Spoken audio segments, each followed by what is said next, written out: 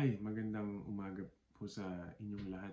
Nais ko pong pag-usapan ang sakit na hypertension or high blood pressure o kilala rin sa tawag na alta presyon.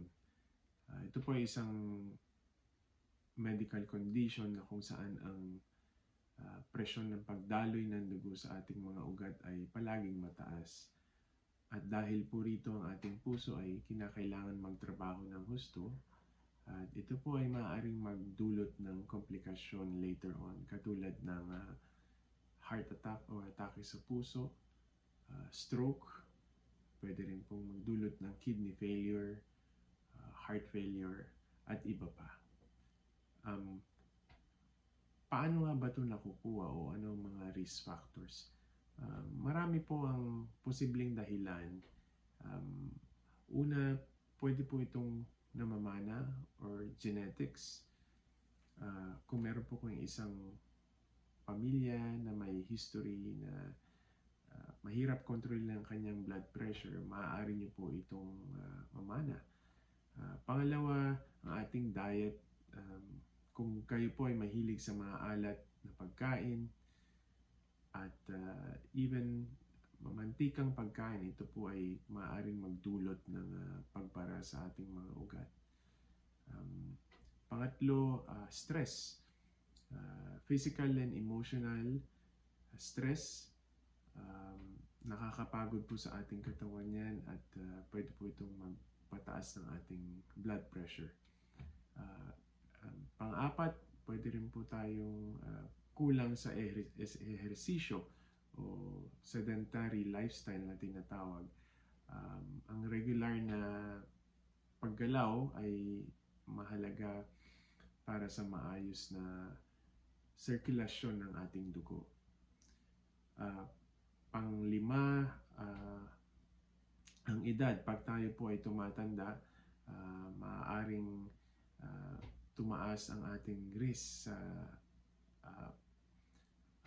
pagtaas ng ating presyon. Pang-anim, ang ating, kung may bisyo po tayo, paninigarilyo at pag-inom ng alcohol, ito po ay pwedeng magdulot ng karagdagang panganib. Paano po ba malalaman kung mataas ang inyong blood pressure? Ang normal na blood pressure ay less than 120/80. Pag ang ating blood pressure ay tumaas above 130/80, ito po ay tinatawag nating stage 1 hypertension. Ano po ba ang maaaring gawin para mapababa ang ating presyon? Una-una po sa lahat ay kailangan nating baguhin ang ating pamumuhay o tinatawag nating lifestyle changes. Ito po ay sa pamamagitan ng pag-eehersisyo regularly tulad ng aerobic activities. Kailangan po nating i-maintain ang ating mga timbang, healthy weight. We need to eat healthy that are rich in fruits, vegetables, and whole grains. Kailangan po nating bawasan ng maaalat na pagkain at masisebong pagkain na maaaring magdulot ng pagbara sa ating mga ugat. At kailangan po nating bawasan ang pag-inom ng alcohol. At kung maaari ay ihinto ang paninigarilyo. Ang stress ay malaking risk factor din na magdulot ng pagtaas ng presyon. So, kailangan po nating magkaroon ng coping skills to manage our stress.